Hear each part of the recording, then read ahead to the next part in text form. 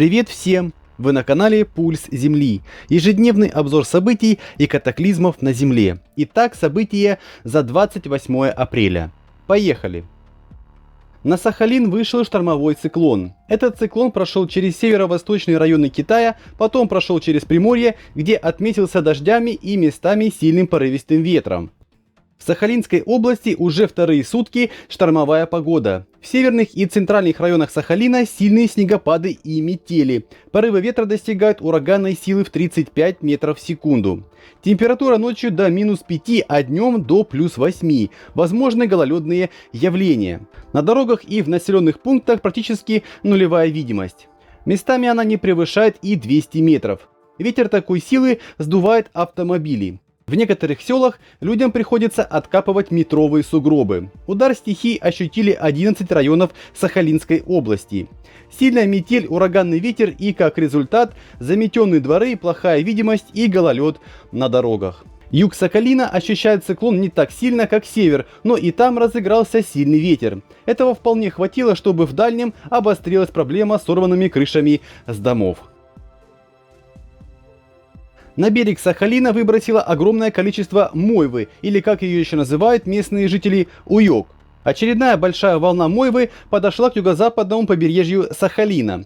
«Прямо ходи и топчись по нему», прокомментировал автор видео, которым поделился в социальных сетях. Напомним, что местным жителям разрешено ловить рыбу без ограничений, однако для этого можно использовать только ручной сачок. Ранее местные жители в Тамаринском районе нашли на берегу кучу мойвы, которую якобы выловили браконьеры. По данным очевидцев, при появлении сотрудников рыбохраны добытчики убегали в рассыпную. Бесхозная рыба начала гнить, привлекая своим запахом птиц. В течение вечера на пляж приезжали люди, которые собирали уёк для своих животных и в качестве удобрения на огород. Ход мойвы в Тамаринском районе продолжается. Море то и дело выбрасывает на береговую линию огромное количество рыбы, буквально заполоняя ей песок.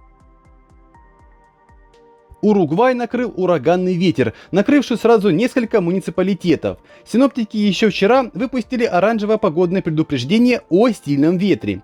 Муниципалитет Ринкон-де-Лос-Соусес был одним из пострадавших от буйства стихии. Видео, которое опубликовали местные жители в сети интернет, показывает ярость сильного ветра. Один из таких роликов особенно шокирует, поскольку его автору удалось точно запечатлеть момент, когда ветер разрушил крышу сарая как игрушку. Стихия буйствовала и в столице Уругвая, наведя и там хаос на улицах. В аэропорту временно был введен запрет на вылет и посадку самолетов. Ветер практически не давал этого сделать. Движение транспорта было сильно затруднено из-за упавших деревьев и поваленных опор линий электропередачи. Местные власти сообщили, что 4 человека получили травмы средней степени тяжести. До конца суток синоптики ожидают сильный ветер, а также усиление ливневых осадков. Аналогичная ситуация наблюдалась и в Аргентине. В ночь на 28 апреля на столицу Аргентины Буэнос-Айрес обрушился ураганный ветер, который в порывах достигал 33 метра в секунду. Шторм, который обрушился на город, оставил после себя поваленные деревья и опоры линий электропередачи, поврежденные автомобили, сорванные крыши из домов. Мало этого, в некоторых районах прошли сильные ливневые осадки. За время буйства стихии их выпало 70 миллиметров.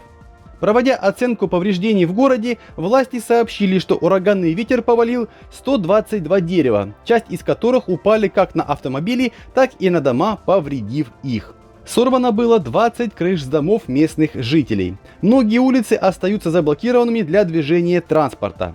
Как информируют СМИ, такие последствия от ветра в столице наблюдались лет 10 назад. Власти провели эвакуацию 25 местных жителей, которые оказались на данный момент без своего жилья. Жертв и пострадавших не отмечено, не считая нанесенного материального ущерба.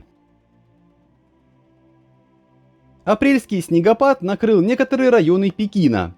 В последнее время под воздействием холодного воздуха сильно понизилась температура в Пекине. В городской черте прошел дождь, а в Линшане и других местах на западе Пекина выпал снег. А выпало его довольно много, в некоторых районах больше 20 сантиметров. Буквально несколько дней назад в Пекине уже стояла температура 27 градусов по Цельсию со знаком плюс. Многие местные жители были удивлены этим снежным осадком. Соцсети пестрят фото и видео этих событий, но не все обрадовались таким погодным событием. Многие дороги оказались заблокированными для движения транспорта, образовались пробки на дорогах. По прогнозам синоптиков, уже вечером в Пекине снова пойдут дожди, а с пятницы температура будет медленно повышаться.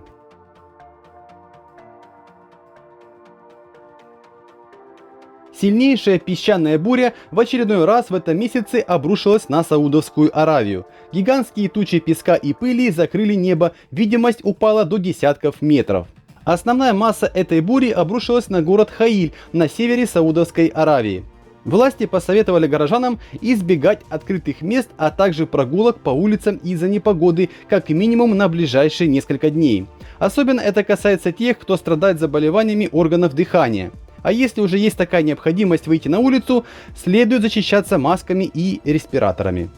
Местами плохая видимость сильно усложнила передвижение транспорта по улицам города. Плотность пыли была такая, что на 2 часа в городе стало практически темно. Ситуация в ближайшие 2 дня особо не улучшится, дует сильный ветер, порывы которого достигают 25 метров в секунду. Местные жители города Микотара в штате Западная Австралия в Австралии стали очевидцами редкого для этой местности пылевого смерча, который произошел около полудня. Интересно, что этому смерчу не предшествовал шторм, а также не было предупреждений о торнадо. Очевидцы происшедшего рассказывают, что заметили приближение воронки пыли, которая впоследствии выросла вот до такого вот смерча. Последствий от его прохождения не отмечено, он находился далеко от домов местных жителей. Накануне в Башкирии разгулялся сильный ветер, который успел нанести повреждения инфраструктуре. Штормовой ветер сорвал крышу с бассейна «Океан» в селе Бураево. Общая площадь кровли здания составляет 1200 квадратных метров. К счастью, на момент происшествия в бассейне не было людей. Пострадавших и погибших нет. В некоторых районах ветер, порывы которого достигали 28 метров в секунду, также успел наделать беды, повалив деревья и сорвав обшивку со зданий. Сотрудники МЧС просят жителей и гостей региона при штормовом ветре по возможности находиться в помещениях. От сильного наводнения, которое было вызвано рекой Жари, пострадали тысячи людей в населенных пунктах штата Амапа на севере Бразилии. Уровень воды в реке Жари поднялся после сильных дождей, которые прошли в регионе за последние несколько недель. Власти штата Амапа сообщили, что уровень воды в реке достиг отметки в 3 метра, что является самым высоким показателем за весь год. По словам чиновников, населенные пункты в муниципалитетах Ларанжал-ду-Жари и Виктория-ду-Жари страдают от наводнения середины апреля. По состоянию на сегодня СМИ информируют о 16 тысячах пострадавших в Ларанжал-ду-Жари и 8 тысячах в Виктория-ду-Жари. По данным федерального правительства, более 220 семей были вынуждены покинуть свои дома. Несколько дней назад на Венгрию обрушился сильный торнадо. Кадры этих ужасных событий появились в социальных сетях. Это событие произошло днем возле венгерского города Мишковец. От буйства стихии пострадали дома в поселке Онат. Из этого района поступили первые видеозаписи, на которых зафиксированы повреждения крыш домов и вырванные с корнем деревья. Согласно последним анализам экспертов, в этом районе не было торнадо, а было явление под названием густ-надо. Это вихрь, который возникает на линии фронта и также может нанести ущерб, но не связан со штормовыми ячейками. Густ-надо использует вертикальную завихренность, которая создается горизонтальным сдвигом ветра вдоль фронта. Я сегодня впервые столкнулся с таким погодным явлением. Оказывается, бывает и такое. Жертв и пострадавших среди местного населения не отмечено.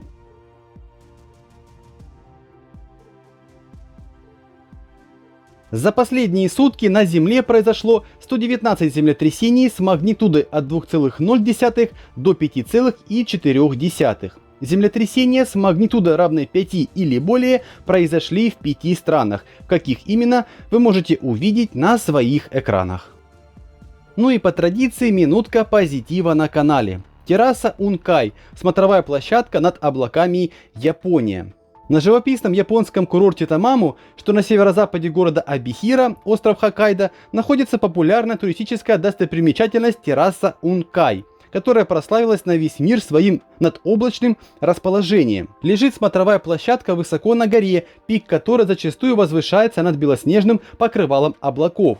С японского языка Ункай так и переводится «море облаков», что так нельзя лучше описывает вид, открывающийся из данной смотровой площадки. Смотровая площадка лежит на высоте 1088 метров над уровнем моря. Отправиться на свидание с облаками следует еще до рассвета, когда ночь сменяет утро, и максимальная разница температур в тандеме с лежащими в долине термальными источниками образует настоящее облачное море. Поскольку терраса выступает из склона горы, покрывало облаков может начинаться прямо у ног посетителей. Спасибо вам за просмотр выпуска, спасибо за внимание и до завтра.